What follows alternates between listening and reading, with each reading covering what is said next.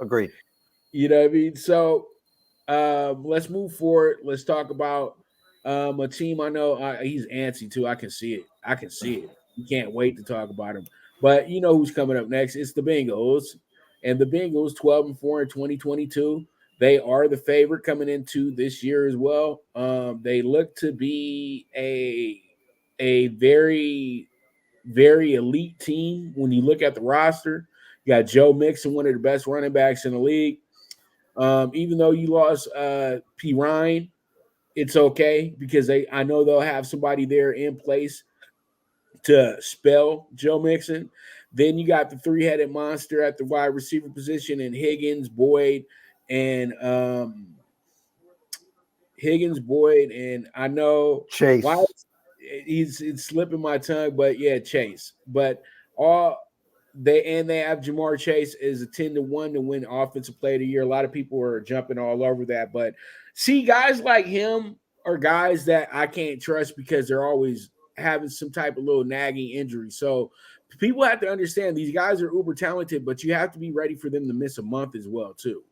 And a lot of people don't factor that part in because these guys go so hard in the game and and they're so talented and so balanced that literally when they get a little bit of a boo-boo, the coaches always get a little scared and don't want to, test the situation too much. Because these guys are big time playmakers. When I look at the Bengals, I see a team that is very reliant on the health of their quarterback at this point. And right now, Joe Burrow is not healthy. He has a strain to his calf, and I know everybody's going to play it down like it's not that big of a deal, but it's going to affect him throughout the first 4 weeks of the season. And that's because he's not on rhythm with his team right now because he hasn't been in training camp.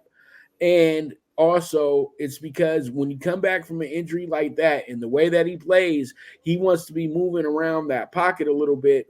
And it's going to be a little bit of a tough start to the season for him. But with the Bengals, it's okay because the Bengals actually have dealt with the last few seasons starting slow. Nobody wants to admit this, but the Bengals started off 1-3 last year and lost their first two games of the season.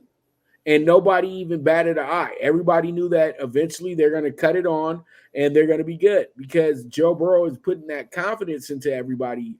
But Joe Burrow this year coming in with an injury already, and he's already a guy that already tore up every single ligament in his leg his rookie season.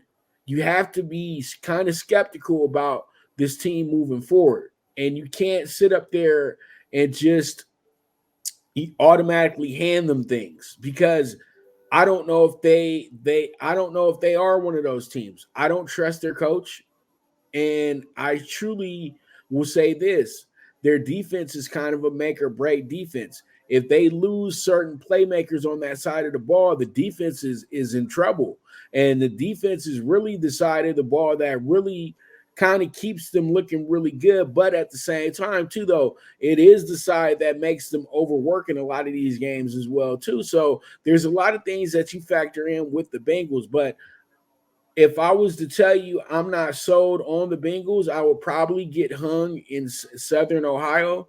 But I'm just not sold on the Bengals, in my opinion, when it comes down to it. Reason being is because they got them over under 11 and a half wins. They got them with the odds of minus 105. They're really living off of what happened last season, and the schedule is going to get really tough this year for them. And they're dealing with the toughest division in football. So winning 11 and a half games is going to be tough for anybody in this division when they have to play each other twice this year. So what are your thoughts on that? I just wanted to add one quick thing. We forgot to add the Ravens signed Clowney to a 1 year deal as well. He's not the Clowney from was it 2014, 15, 16 number one pick whenever he was drafted, but they did add him today as well.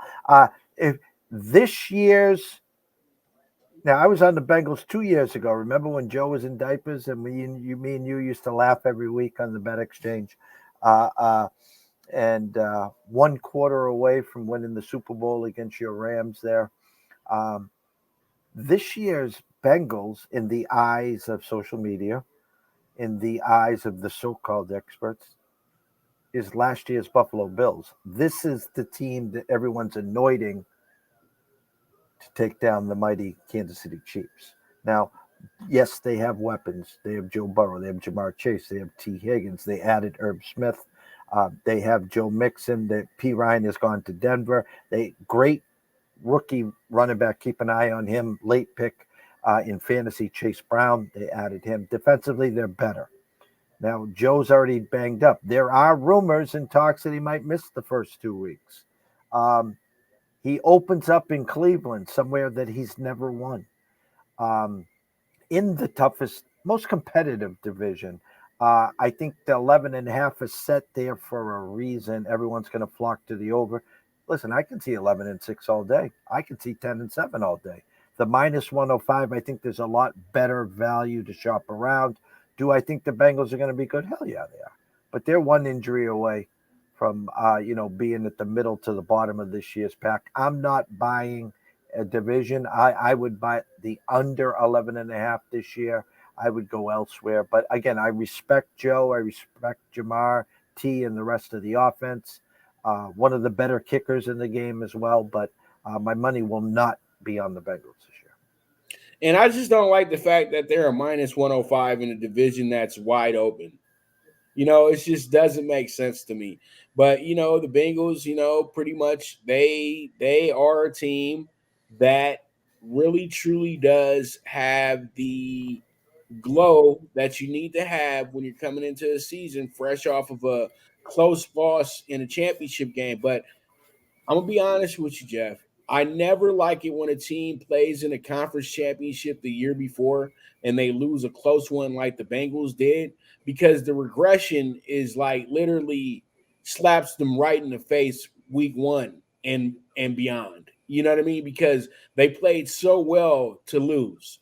And you say, don't get too excited about getting back to this because you may never get back to it. You know what I mean? So we'll see. We'll see. I think Cincinnati, there's a lot of prospects, but I think Cincinnati's and Baltimore are at the top of everybody's list when it comes to teams making the AFC Championship, teams winning the Super Bowl, when it comes to future bets. And that's the right way to go, because when you look at rosters and things like that, they have the rosters that say they're possible Super Bowl candidates. And that reigns very true. And that's why this division to me is so tough this year, because you don't have a division where anybody's just going to walk in the park and go over the division and just rule over the division. And it's going to be tough.